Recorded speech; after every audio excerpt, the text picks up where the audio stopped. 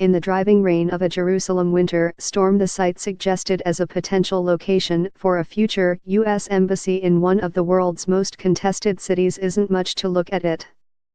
Sandwiched between two busy roads in North Talpiot district in the west of the city, it is a scrubby area of dirt punctuated with litter and a few trees. Unprepossessing as it is, this plot is the most visible symbol of a controversy threatening to disrupt the Middle East if Donald Trump follows through on his promise of moving the U.S. Embassy from Tel Aviv to Jerusalem. The location of a barracks during the British Mandate, the site was later an Israeli police base before being rented on a peppercorn, 99-year lease to the U.S. government for $1 a year. In a city of deep divisions claimed as a capital by both Israelis and Palestinians, this plot has suddenly found itself on a dangerous fracture line splitting not only Palestinians and Israelis, but the Middle East and international diplomatic opinion that for 5 decades has avoided recognizing Jerusalem as Israel's capital alone. Of all the issues at the heart of the enduring conflict between Israel and the Palestinians, none is as sensitive as the status of Jerusalem. The Holy City has been at the center of peacemaking efforts for decades. 70 years ago, when the UN voted to partition Palestine into Jewish and Arab states, Jerusalem was defined as a separate entity under international supervision.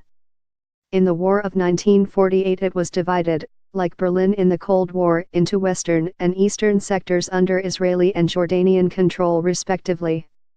19 years later, in June 1967, Israel captured the eastern side, expanded the city's boundaries and annexed it, an act that was never recognized internationally.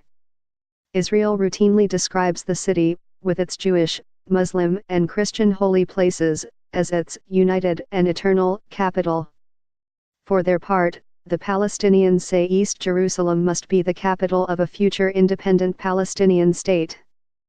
The unequivocal international view, accepted by all previous U.S. administrations, is that the city's status must be addressed in peace negotiations.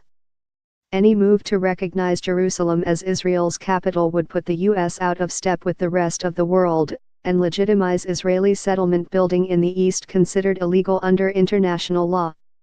On Wednesday, ahead of Trump's speech, Jerusalem had never felt more divided and anxious.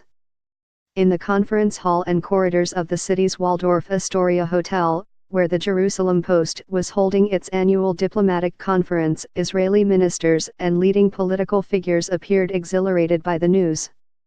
Israel's Prime Minister, Benjamin Netanyahu, avoided mentioning the embassy issue but had rarely seemed more pleased, boasting about Israel's diplomatic victories under his tutelage even as Middle Eastern leaders were delivering dire warnings about the repercussions of the embassy move. Others, however, did not dodge the issue. This is also the time for the entire world to recognize United Jerusalem as the capital of Israel.